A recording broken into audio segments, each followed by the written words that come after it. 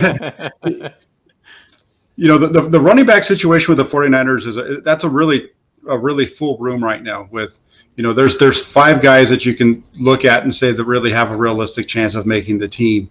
You've got Raheem Mostert, Wayne Gallman, Trey Sermon, Jeff Wilson Jr., and Elijah Mitchell, those 5. Typically, the 49ers don't carry 5 halfbacks. They carry 5 running backs, and when you have Kyle Juszczyk as one of them, that's going to mean one of those guys might not make the team.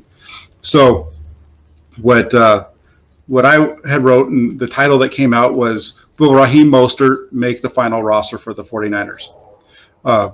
And so really, what that article was about was finding out, who do we think, when you break it down, who do you think is not going to make it? And, the way that I looked at it was, you have Jeff Wilson Jr., he's on pretty much a guaranteed contract.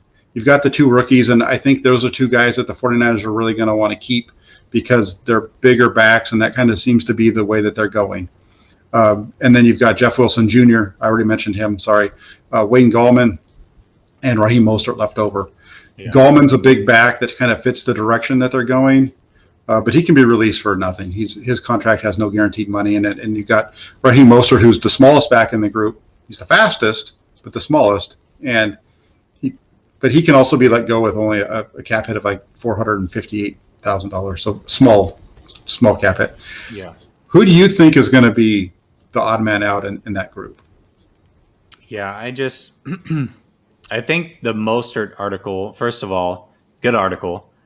And it's funny because I was telling you before we got on, somebody had actually posted it in one of the 49er Facebook groups, and people were going nuts over the header on it. So that was pretty funny. But yeah, listen, I think that there's a possibility that Mostert gets cut.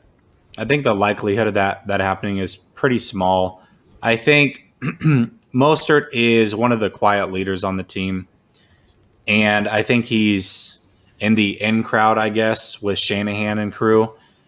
And then when I just look at on-field play, yeah, he has issues staying healthy, but he also is a home run threat every time he touches the ball. I mean, we saw it immediately last year. He took a slant pass.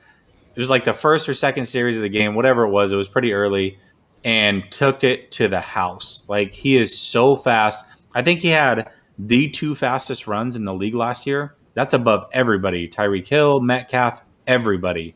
So it's hard for me to see us getting rid of that type of explosive back. What I do expect to happen is, I think Hasty's definitely not making the 55-man roster.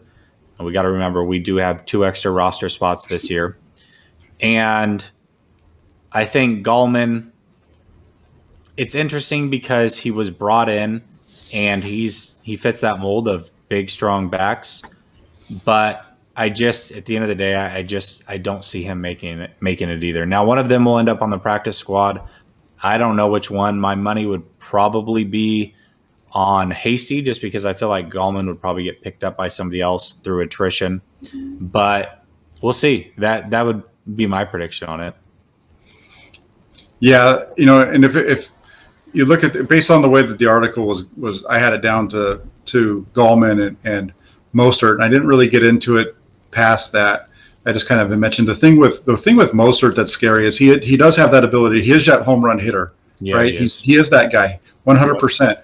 But at the same time, he's not a guy that can carry the ball a lot. He's got to be his touches need to be limited. He's got to be kept to about, in 2019, part of the reason he was healthy at the end of that season was they really didn't let him touch the ball a whole lot throughout the first half of the year. It wasn't until the end of the season that they started using him, when they started to phase out Matt Breida, and then they started using him more often. So, in 2019, he only ran the ball less than 10 times a game, average.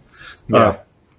He averaged about 12 carries a game over the last 8 when you include the playoffs and everything, but one of those playoff games was 29 carries too. So, with him, I think if you're going to keep Mostert around, you've got to be able to have limit his touches. The The other thing that plays to his benefit is that if he does become where he's not your starting running back or a guy that's going to play all the time, you can move him back to special teams. He's a great special teamer. And that's something that the other guys, as far as we know right now, don't bring to the table. So he brings that for you as well. So it'll be interesting to see how that room shakes out. You know, I don't necessarily like the fact of them getting rid of Mostert, but I think it would be understandable for him to not come back. I mean, one of the people on Twitter basically who had I think just read the title of the article without reading the article. That's what most people did, clearly, by reading some of the comments. Yeah, he just, he was going on and on about it. And, what I said to him, he talked about how he was explosive, the most explosive back in the 49ers running back room. And I agreed with him. I said, yeah, you're 100% right. He is extremely explosive. The problem with Mostert is that he's so explosive. If you continue to give him the ball too much, he's going to blow up like a Tesla rocket when it tries to come back down to earth. So, that's the only thing with him. Just got to limit his carries. And if you're going to keep him around for this final year of his contract, just limit him. And I think that kind of plays into why they went out and got Sermon and Mitchell and the depth that they have in the backfield. Yeah, the other thing that I think about too is let's look at Breida from the year before, right? He was supposed to be that guy. He was our home run threat. All the things that we're saying about Mostert right now, we basically could say about Breida going into that 2019 season. He got injured much like Mostert did. Now, he also started to have some fumbling issues, which Mostert doesn't necessarily have, although he can cough it up from time to time. But, it wouldn't shock me because we just went through this with Breida. So you never know. I still feel like he'll make the team. And, we'll see where it goes from there. But I expect him to be there. If we can get him 8 touches a game, or heck, turn him into a kickoff returner, plus those 8 offensive touches, something like that, I would love it. Yeah, I agree with you. I don't think he's going to be cut. I wouldn't be completely shocked just based on the injury history. He's kind of like the Jimmy Garoppolo of running backs. He is. Yeah, he